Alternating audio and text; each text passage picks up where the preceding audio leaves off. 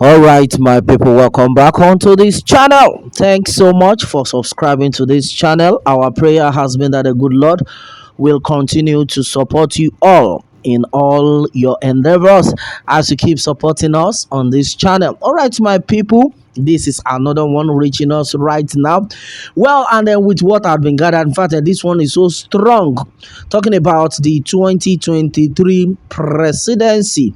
All right, and then as it says right now, the ex-president Olusegun Obasanjo onto this one has released a very great statement. And then onto this one, my brother, no be small something. He says some presidential aspirants should be in prison. Can you hear that?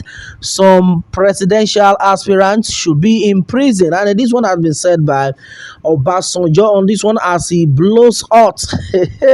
All right, my people, this is to tell you that many things they happen. And then we have a lot of no presidential aspirants. And then the first name of the person that came to my mind happens to be the Jagaban himself.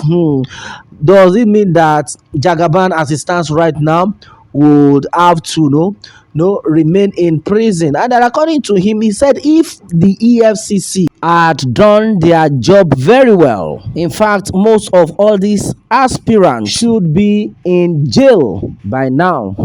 So could it be that Atiku himself should be in prison?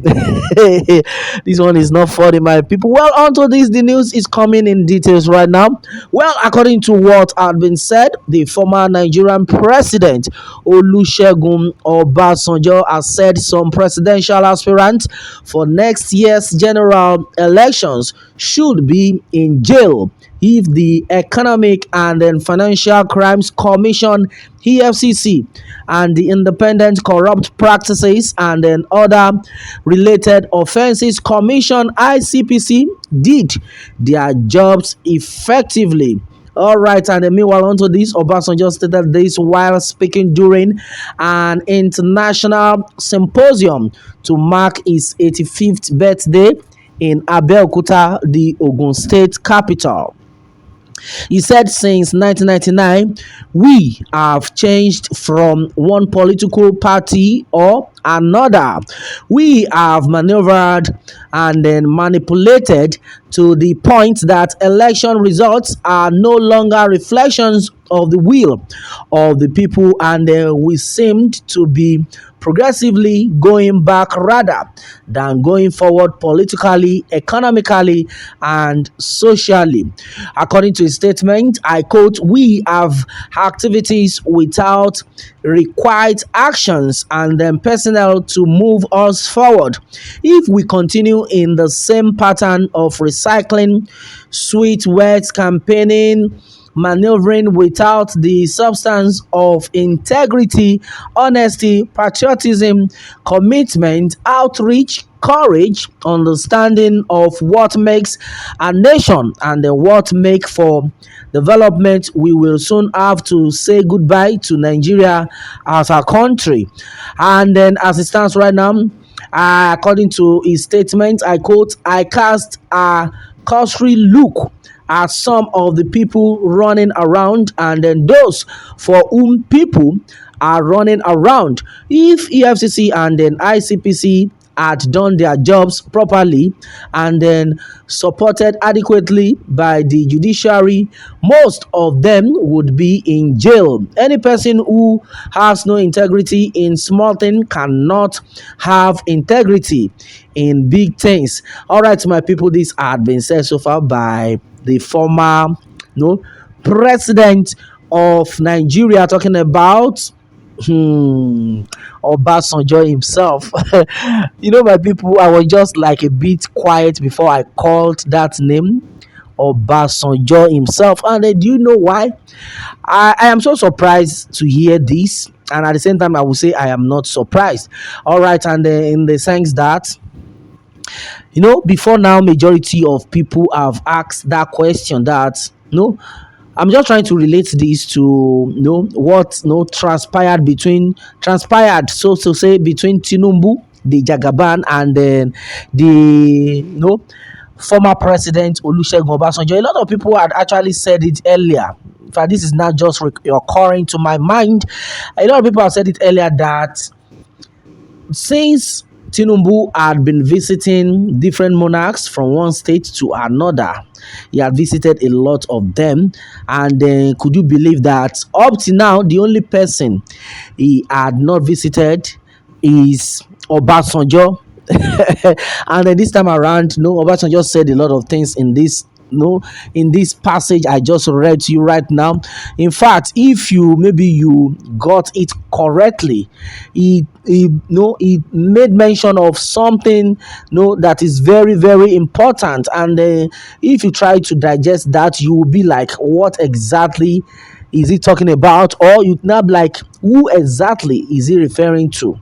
Because he has said it that now a lot of them are just using sweet mouth, telling people what they will do, of which definitely they will not be able to do that.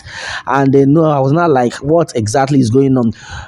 Does Obasanjo want to tell us that if he is in the position of this set of people, he will not do worse? Or during his time, has he not done worse? Look at where we have found ourselves right now. What is going on right now? In fact, it's something that we cannot write home about. And then, as it stands right now, the country had gotten to the low level to which it is right now, simply because of people like Obasanjo. So we just have to tell ourselves the truth.